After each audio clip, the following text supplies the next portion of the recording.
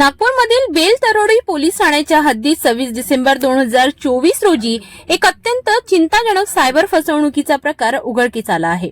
या प्रकरणातील पीडित व्यक्ती म्हणजेच एम्समध्ये कार्यरत एक महिला डॉक्टर, तिचे पती देखील डॉक्टर असून त्यांनी राहणी शहराच्या बाह्य भागातील एका शांत परिसरात आहे।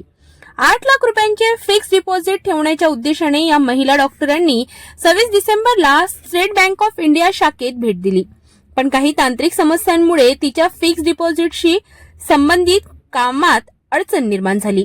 त्यानंतर बँकेच्या कस्टमर केअरची माहिती मिळवण्यासाठी तिने गुगलवर शोध घेतला। त्यानंतर तिला 9062659503 हा एक टोल फ्री क्रमांक मिळाला, जो समोरच्या व्यक्तीने बँक मिहान शाखेतून बोलत असल्याचे सांगितले। त्या व्यक्तीने डॉक्टरला युनो ॲपद्वारे काही सहाय्य करण्याचे आश्वासन दिले। काही वेळातच त्यांनी व्हॉट्सअपवर एक एपीके फाईल पाठवली आणि डॉक्टरने त्या फाईलवर क्लिक केला। या क्लिकमुळे डॉक्टरचा मोबाईल हॅक झाला आणि त्या व्यक्तीला मोबाईलवरील संपूर्ण नियंत्रण मिळाले। काही वेळातच डॉक्टरच्या बँक खात्यातून 10,90,299 रुपये वळवले गेले आणि त्यांच्या एफडी खात्यातून 2,84,000 रुपयांचे कर्ज घेतले गेले आणि त्यांच्या एफडी खात्यातून 2,84,00,00,000 रुपयांचे कर्ज घेतल्याचे समोर आले।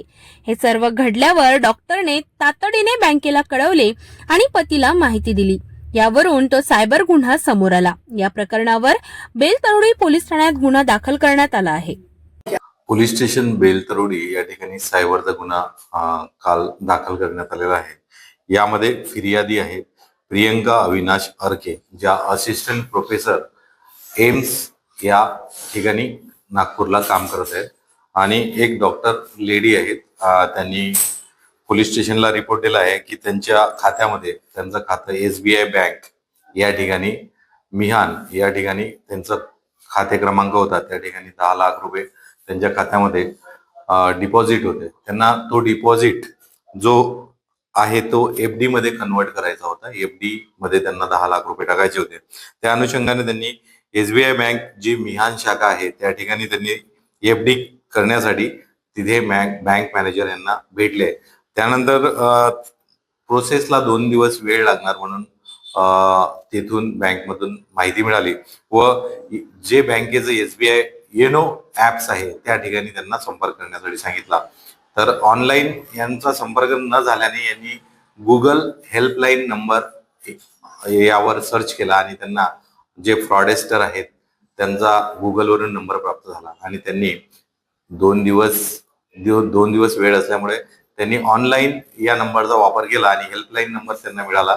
त्या हेल्पलाईन नंबरवर त्यांनी कॉन्टॅक्ट केला असता त्यांना एक एपीके फाईल देण्यात आली आणि त्या एपीके फाईलवर क्लिक करायचं आणि ते ओपन करण्यासाठी त्यांना त्या हेल्पलाईन नंबरनी आदेशित केला।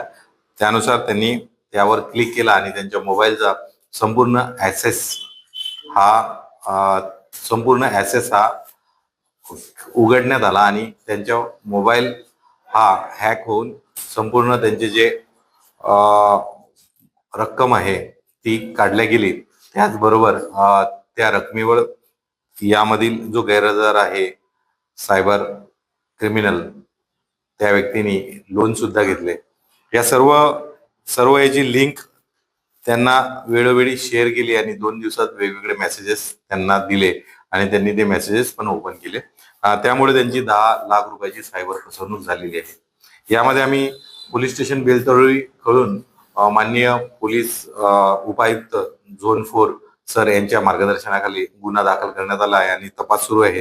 यामध्ये सर्व लिंकवर आम्ही काम करत आहोत आणि ज्या लेयर्स मध्ये पैसे गेलेले आहेत त्या लेयर्स पण आम्ही फ्रीज केलेल्या आहेत। यामध्ये त्वरित आम्ही आरोपीचा शोध घेत आहोत आणि पुढील कारवाई कायदेशीर करत आहोत। परंतु एक आम्हाला सर्वांना आवाहन करण्यासारखं आहे की सर्व नागरिक जे नागपूर शहरमध्ये व इतर राहतात त्यांनी कुठलाही एपीके फाईल ओपन करताना किंवा डन करताना सुरक्षित राहायला पाहिजे।